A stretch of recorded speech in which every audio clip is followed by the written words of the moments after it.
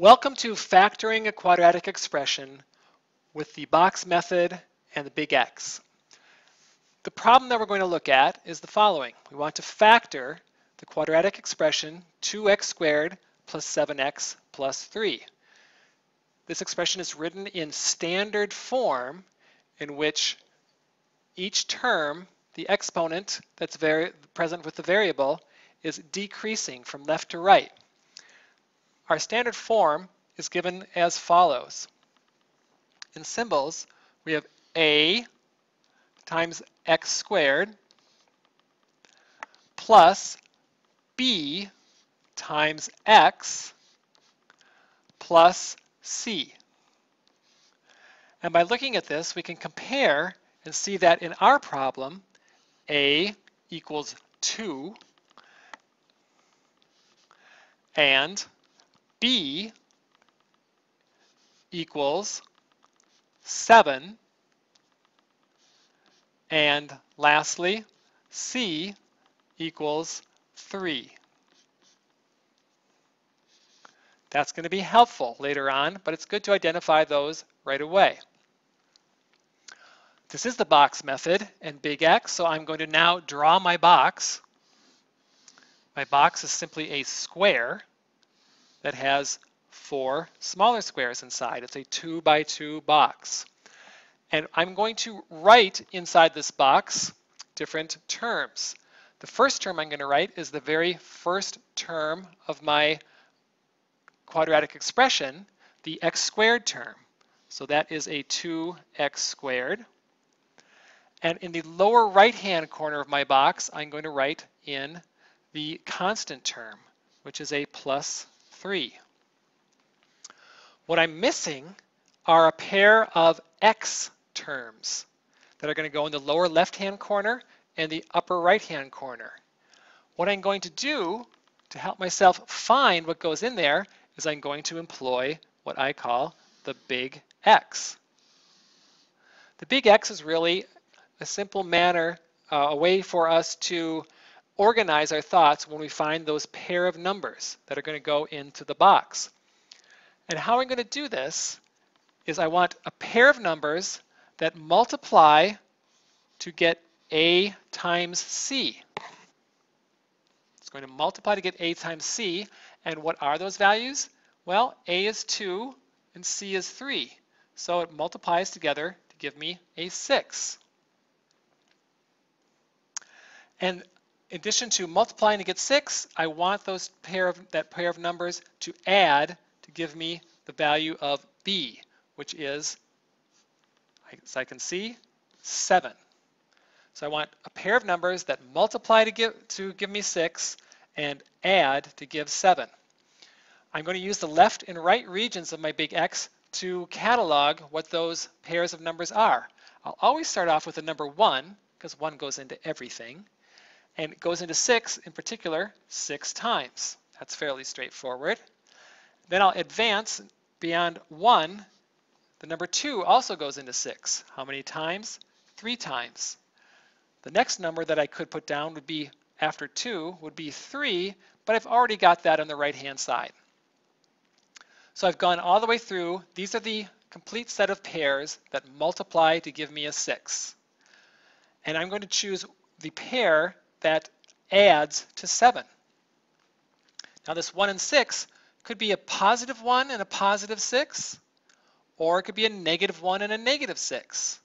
But since they're adding to a positive 7, I know that both the 1 and the 6 have to be positive. So I could even write that in to be explicit with plus signs in each of these spots. Well, the pair that adds to 7 is, of course, 1 and 6. And that's the pair that I want to transfer over to my box. So I'm going to write that in as a plus 1, and here I'll introduce an x, and similarly in the upper right hand corner I'm going to put in a plus 6 and introduce an x. So there's my box, and the next thing I'm going to do is take a look at my first row and ask myself, what quantity goes into both of these terms in the first row, 2x squared and 6x? Well, the number 2 goes into both 2x squared and 6x.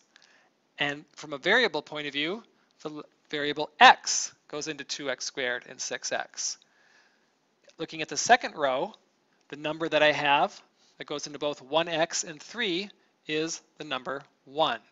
And because its next door neighbor box, 1x, has a positive sign, I'm going to explicitly write a positive sign to the left of my box as well. That takes care of my rows. For the columns, I'm going to take a look at what is left from each value if I take out a 2x. So for example, for 2x squared, when I pull out a 2x, I'm left with the value x. I can double check that if I were to multiply this x at the top by my plus 1, I should get a 1x in that corner of the box, and I do. Now I'll look at the second column, and what number goes into both 6x and 3? Well, that is a 3. And I can verify that 3 times 2x equals 6x, and 3 times 1 equals 3. And because its next door neighbor box has a plus 6x, has a plus sign, I'm going to explicitly put in a plus sign right here. All right, what I've written on the outside of my box on the left-hand side and the right-hand side are the factors that I have for my original quadratic expression. So I'm claiming that 2x squared plus 7x plus 3 is equal to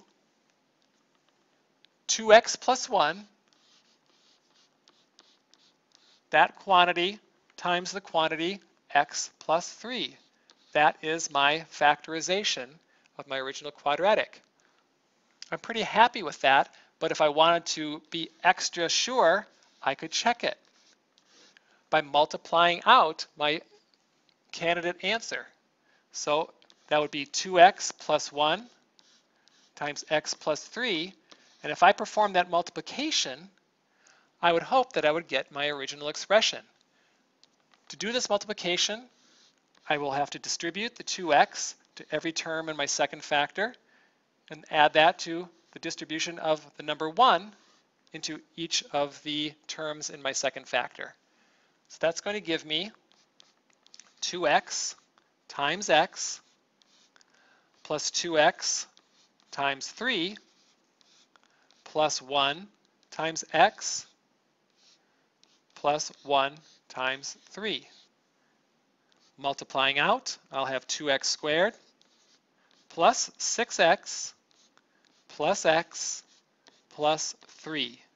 Combining like terms, I have 2x squared plus 7x plus 3. And if I compare that with where I started, 2x squared plus 7x plus 3 is what I was given. And when I checked, multiplying out my factors, I received the answer 2x squared plus 7x plus 3. So that checks. And that is a presentation of the box method and the big X for factoring a quadratic.